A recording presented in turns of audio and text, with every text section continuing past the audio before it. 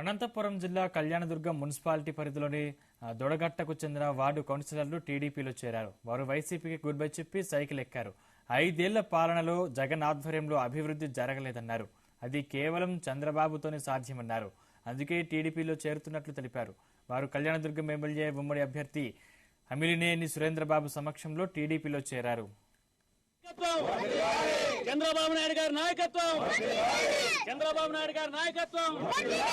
జై తెలుగుదేశం, జై తెలుగుదేశం, జై తెలుగుదేశం, తెలుగుదేశం.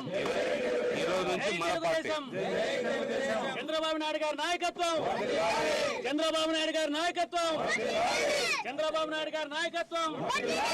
జై తెలుగుదేశం. మన తెలుగుదేశం పార్టీలోకి 2 కౌన్సిలర్లు, ఒకరు అనసూయమ్మ, ఇంకొకరు అబ్రహం, ఇద్దరు మన పార్టీలోకి చేరడం, వాళ్ళు మన పార్టీ మీద ఉన్న చంద్రబాబు నాయుడు ఉన్న నమ్మకంతో ఈరోజు మన పార్టీలోకి రావడం నిజంగా కూడా మన నాయకులందరూ కూడా, మన నాయకులతో పాటు నేను అందరూ కూడా హర్షిస్తున్నాం. వాళ్ళు డెవలప్మెంట్ సైడ్ క్లియర్ గా ఉన్నారు. గడిచిన 3 సంవత్సరాల్లో ఏ ఒక్క డెవలప్మెంట్ చేయలేదని వాళ్ళు తెలియజేశారు.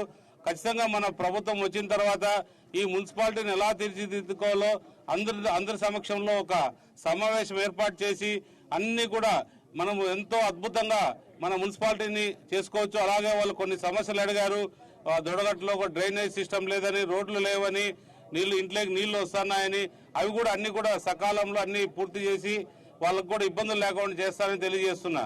అలాగే ఇంకొకరు మన గోవిందప్ప గారు వచ్చి మన కాంప్లెక్స్ లో చాలా మంది నష్టపోయారు. రమేష్, గోవిందప్ప, మళ్ళీ మన మురళి, చర్మాస్, మరి అందరూ కూడా అడిగారు. మనకు చాలా మంది నష్టపోయారు కాంప్లెక్స్ లో.